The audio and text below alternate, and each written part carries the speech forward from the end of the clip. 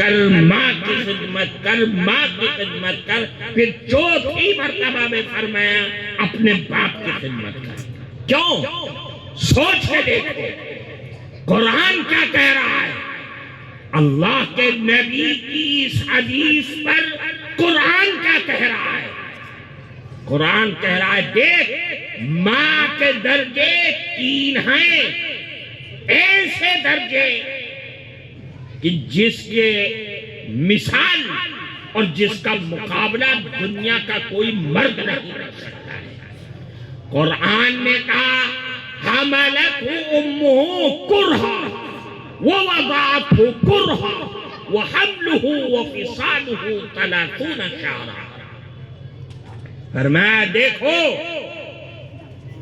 قرآن کیا کہہ رہا ہے، قرآن کہہ رہا ہے حملتہ امہ کرہا، دیکھ تیری ماں نے تجھ کو 9 مہینہ اپنی پیٹ میں رکھ کر کے انتہائی تکلیف اور پریشانیوں کو سہا ہے۔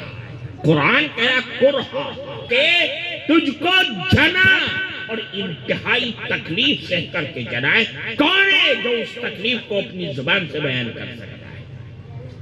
اور ذرا سی دیر کے اندر اگر ڈاکٹر نے کہہ دیا کہ بچہ خطرے میں، تب ماں نے اپنی زندگی کو نہ دیکھا، اپنے پورے پیٹ کو تیری زندگی کے لیے چاک کروا دیا۔ کیوں؟ تاکہ میرے پیٹ میں پلنے والا بچہ صحیح سالم زندگی لے کر کے باہر آ جائے۔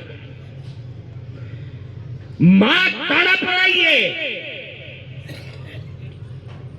سارے رشتہ دار لڈو لیے کھڑے ہوئے ہیں ہاتھ میں کہ ابھی خوشخبری آئے تو میں لڈو کھلاؤں سب کو۔ تڑپ کون رہا ہے، تکلیف کون سہ رہی ہے، پیٹ کس کے چاک ہو رہے ہیں؟ وہ تیری ماں ہے۔ یہ دوسری چیز ہے۔ پھر قرآن کہہ رہا ہے ماں ہے کیا چیز، وَحَمْلُهُ وَفِصَالُهُ 30 شَهْرًا، ماں وہ ہے کہ جس نے تجھ کو 2 سال تک جننے کے بعد اپنی چھاتی سے لگا کر کے اپنے جسم کا جوہر دودھ کی شکل میں تجھ کو پلایا، اور جب تک تو دودھ پیتا رہا کوئی ایسی چیز نہیں کھائی کہ جس کے بارے میں یہ پتہ چل جائے کہ اس سے دودھ میں کمی آ جائے۔ یہ ماں ہے۔ اللہ کے نبی نے فرمایا ماں کی خدمت کرو، ماں کی خدمت کرو، ماں کی خدمت کرو۔ پھر چوتھے مرتبے میں فرمایا کہ اپنے باپ کی خدمت کرو، باپ نہ ہو تو چچا ہے، تایا ہے، اس کی خدمت کرو۔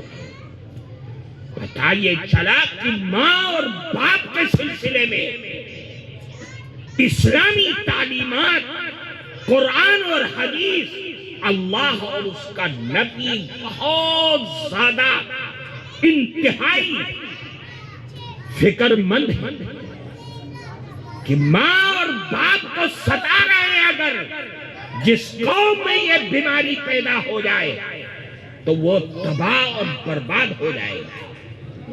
اللہ کے نبی نے اس کی طرف اشارہ فرمائے۔ ایک حدیث میں